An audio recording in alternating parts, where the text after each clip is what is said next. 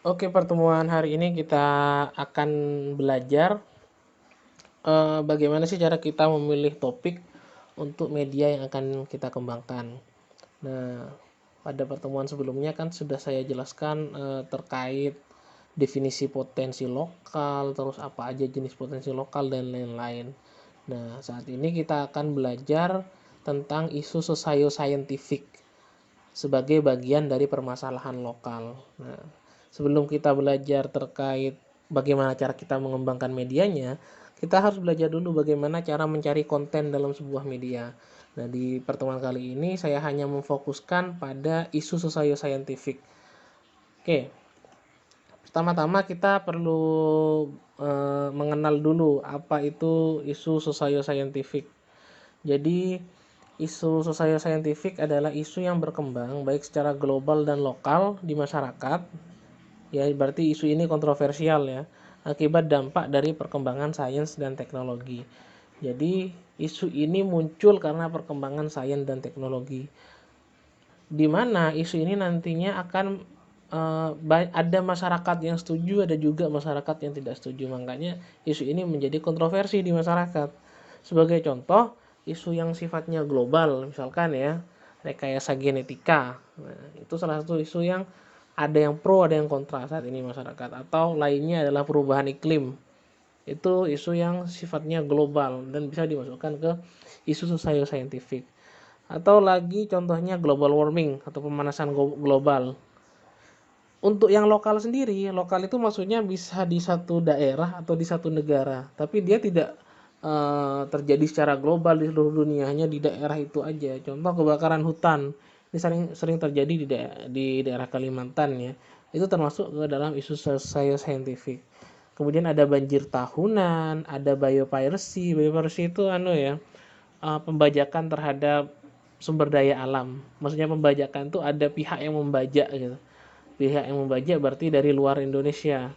Kemudian ada illegal fishing atau penangkapan ikan secara ilegal. Biasanya juga dilakukan oleh pihak yang ada di luar Indonesia. Itu contoh isu scientific yang lokal. Nah, untuk lebih jelasnya terkait jenis-jenis isu scientific, saya akan berikan beberapa contoh yang bisa kalian lihat nanti, mungkin bisa jadi inspirasi kalian nantinya untuk menjadikan contoh ini sebagai konten. Contoh pertama ada mikroplastik. Jadi mikroplastik itu adalah plastik yang jadi awalnya dari plastik yang besar, kemudian dia itu menjadi plastik-plastik kecil gitu. Jadi plastik-plastik kecil karena terurai, namun karena namanya juga plastiknya, dia kan butuh waktu lama untuk terurai. Dan yang besar menjadi kecil itu akhirnya mikroplastik ini nggak bisa terlihat. Terkadang bentuknya itu kecil-kecil. Kalau kalian pernah lihat di pasir di sekitar pantai gitu, ada yang kayak warna-warni gitu, kayak warnanya plastik gitu, tapi kecil-kecil. Nah, itu yang disebut dengan mikroplastik. Kalau yang berwarna mungkin masih bisa kelihatan. Nah, plastik yang bening itu biasanya yang susah dilihat. Mikroplastik ini sebenarnya bisa jadi masalah gitu secara lokal. Kenapa? Karena secara tidak sengaja mikroplastik ini bisa termakan oleh eh, ya ikan atau hewan-hewan yang hidup di daerah pesisir. Dampaknya apa ya? Bisa berdampak kepada kematian hewan tersebut sehingga ekosistemnya di situ rusak.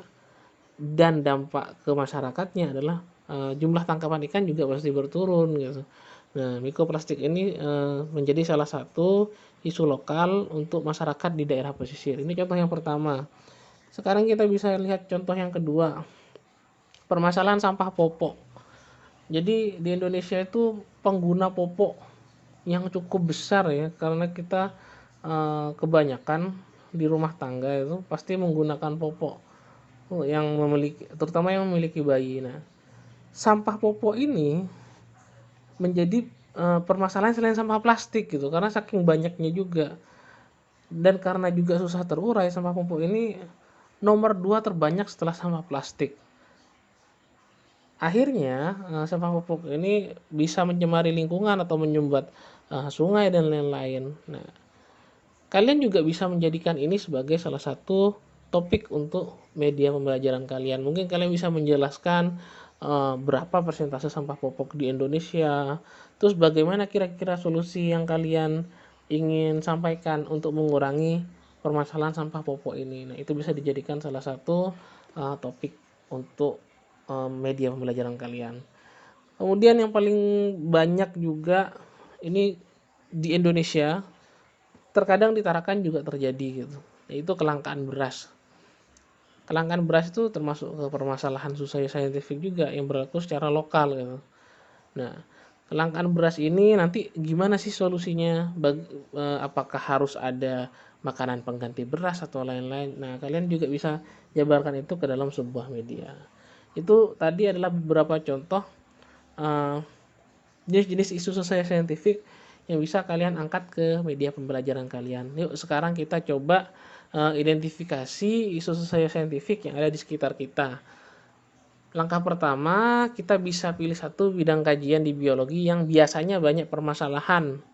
Contohnya pada bidang pangan atau lingkungan. Ini biasanya banyak terdapat permasalahan. Tidak menutup kemungkinan kalian bisa mengambil bidang kajian lain gitu ya, misalkan genetika gitu. Kalau memang ada permasalahan di masyarakat. Dari bidang yang sudah kalian pilih, sekarang coba amati beberapa media massa, entah itu koran, mungkin juga kalian bisa cari di jurnal atau mungkin di televisi, di YouTube dan lain-lain yang menjelaskan permasalahan di bidang tadi. Setelah kalian dapat permasalahannya satu gitu ya, yang sifatnya lokal, kemudian kalian buat konsep materi. Kira-kira saya mau menjelaskan apa nih dari permasalahan tadi.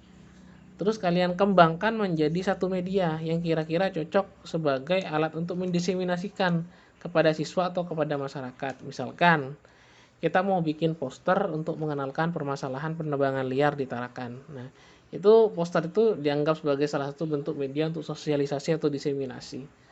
Dan biasanya lebih gampang diterima oleh siswa ataupun masyarakat.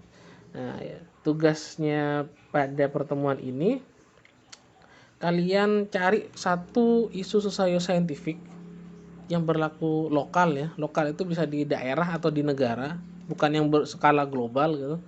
Setelah kalian temukan, kalian konsep materinya. Kira-kira dari isu itu apa yang mau kalian bahas di media kalian. Kemudian kalian pilih media yang mau kalian bikin. Tidak usah media yang terlalu ribet, kalian bikin aja mungkin media visual dan yang lain. Intinya media itu memiliki konten isu sosial saintifik. Jadi itu untuk pertemuan kali ini. Minggu depan kita akan membahas kontennya, apa yang akan kalian masukkan di media kalian dan jenis media apa yang mau kalian kembangkan. Terima kasih.